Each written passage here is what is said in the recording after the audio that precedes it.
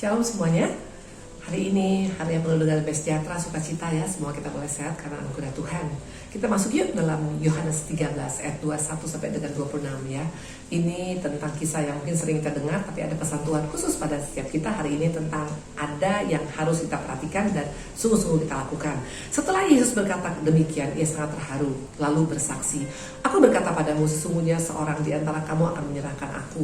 Murid-murid itu memandang seorang kepada yang lain, mereka ragu siapa yang dimaksudkannya. Seorang di antara murid Yesus, yaitu murid yang dikasihinya, bersandar dekat kepadanya di sebelah kanannya. Kepada murid itu Simon Petrus memberi isyarat dan berkata, "Tanyalah siapa yang dimaksudkannya."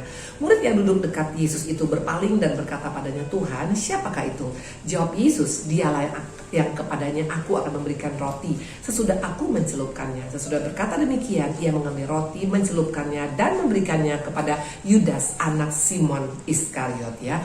Nah, waktu kita membaca ini, apa yang kita dapat? Ini bicara tentang Paskah terakhir, ini bicara tentang perjamuan terakhir, ini bicara tentang kematian Tuhan, ini bicara tentang hal-hal yang mungkin sering kita dengar. Tapi hari ini pesan Tuhan adalah satu hal yang sangat penting. Ternyata tidak semua murid-murid Tuhan itu memiliki kesamaan dalam mengikut Tuhan ya. Perbedaannya adalah di mana? Dalam kedekatan mereka pada Tuhan. Tidak semua memiliki kedekatan yang sama. Kalau kita baca kisahnya, bagaimana di antara 12 murid 3 orang ada yang sangat dekat kepada Tuhan, yaitu siapa? Simon Petrus, dan yang kedua Yakobus, dan yang ketiga Yohanes ya. Kemanapun Tuhan pergi, yang ketiga orang ini pasti akan dibawa. Tapi ternyata di balik yang tiga ini ada satu yang jauh lebih dekat, yaitu Yohanes. Bukti kedekatannya, dia dikatakan duduk bersandar dekat pada bahu Yesus, artinya sangat-sangat dekat dengan Tuhannya. Hari ini kita akan belajar. Mungkin kita bilang, apa hubungannya Bu Idris? Sangat ada. Karena ternyata surga mengategorikan seorang pengikut atau murid atau hamba Tuhan bukan karena status kita, bukan karena kepintaran kita, bukan karena kegiatan kita, tapi karena kedekatan kita. Dan orang-orang yang dekat dengan Tuhan akan mengalami banyak perkara-perkara yang luar biasa. Contoh yang pertama adalah Abraham. Kenapa di antara 3 orang anak daripada Terah, Abraham yang diberkati luar biasa? Bahkan dikatakan bapak orang percaya, bahkan Yesus dikatakan anak Abraham. Jawabannya sederhana, karena kedekatan Abraham kepada Tuhan ya. Dikatakan dia bahkan disebut sahabatnya Allah ya. Itu dalam Yakobus dikatakan. Yang kedua, kenapa di antara 8 anak daripada Isai hanya 1 yang dipilih, Daud, yang bahkan dipromosikan secara luar biasa, padahal konotasinya dia hanya tukang angon kambing. Lagi-lagi karena dikatakan hanya dekat Allah saja aku tenang. Daud ini adalah pribadi yang suka dekat dengan Tuhan. Itu yang kedua. Nah, sering kali tanpa disadari kita pikir dengan kegiatan kita membuat kita cukup oke di mata Tuhan. Seperti Marta, padahal Tuhan berkata, "Marta, Marta, engkau menyusahkan diri dengan banyak perkara, tapi hanya satu yang dipilih oleh Maria, itu yang terbaik." Yaitu apa? Keintiman dengan Tuhan ya.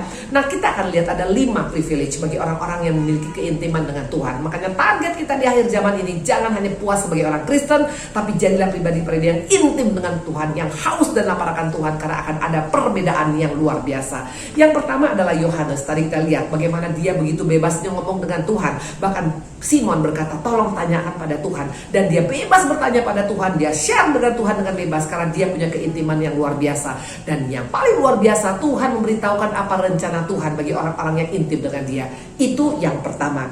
Yang kedua adalah siapa? Abraham. Jelas dia adalah sahabat Allah. Mana buktinya? Dia bisa nego dengan Tuhan. Dari 50 orang Sodom, 45, 40, 30, 20, bahkan 10 pun Tuhan katakan tidak akan menghancurkan Sodom. Artinya orang-orang yang intim dengan Tuhan punya hak untuk negosiasi dengan Tuhan. Wow, siapa kita? Seorang debu dan tanah bisa begitu negosiasi dengan Allah pencipta langit dan bumi. Kalau bukan karena kedekatan, tidak mungkin Abraham bisa melakukan itu. Yang ketiga adalah siapa? Yang ketiga adalah Daud. Daud dikatakan hanya dekat Allah saja aku tenang. Dia sangat intim dengan Tuhan. Akibatnya mengalami pelumputan demi pelumputan. Padahal begitu jahatnya seorang Saul mengejar dia, tapi selama berpuluh-puluh tahun dia bisa tetap diluputkan dan ada ketenangan dalam menghadapi masalah kehidupannya. Ini kita butuhkan di akhir zaman. Dan yang keempat dikatakan adalah apa? Musa. Musa punya kedekatan luar biasa. Makanya dia mengalami tongkat komando. Dia pukul Laut Tebero terbelah 2. Dia pukul gunung batu itu keluar air. Artinya mendapatkan otoritas Tuhan yang luar biasa. Dan yang terakhir adalah siapa? Maria Magdalena. Ini sebagai pengharapan bagi kita. Maria Magdalena bukan orang yang diperhatikan, bukan orang yang diperhitungkan oleh dunia, tapi dikatakan sangat dekat dengan Tuhan. Bahkan dia mencuci kaki Tuhan dengan air mata dan rambutnya. Makanya dikatakan waktu Tuhan bangkit dari kubur, yang pertama kali yang menyampaikan kabar baik adalah Maria Magdalena. Pesan Tuhan pada hari ini, jangan cukup puas hanya menjadi Kristen, tapi jadilah pribadi-pribadi yang dekat dengan Tuhan. Mungkin kita bilang, Saya percaya, betul, cukup percaya saja? No, karena kalau mau hanya percaya, iblis pun percaya Yesus anak Allah. Tapi kunci kita percaya kepada Tuhan bukan hanya sekedar mulut kita, tapi kita melakukan bagian kita. Dan apa pesan Tuhan pada setiap kita hari ini untuk melakukan perintah Tuhan? Yakobus 4 ayat 8a dikatakan, mendekatlah kepada Allah dan Ia akan mendekat kepadamu. Pesan Tuhan pada setiap kita hari ini, mari lagi ada kesempatan dekatkan diri pada Tuhan, bangun hubungan dengan Tuhan, intim dengan Tuhan, karena ada 5 bonus yang luar biasa. Pertama dikatakan kita bisa bicara bebas dengan Tuhan. Kedua, kita bisa nego dengan Tuhan. Ketiga, kita bisa diluputkan dan mendapatkan ketenangan. Keempat, ada kuasa tongkat komando. Dan yang kelima, mendapat kepercayaan untuk menjadi pembawa kabar baik. Tuhan memberkati. Bagi kita yang diberkati oleh video pada hari ini, mari kita share kepada teman-teman untuk mereka juga boleh mengambil keputusan semakin melekat kepada Tuhan. Tuhan memberkati.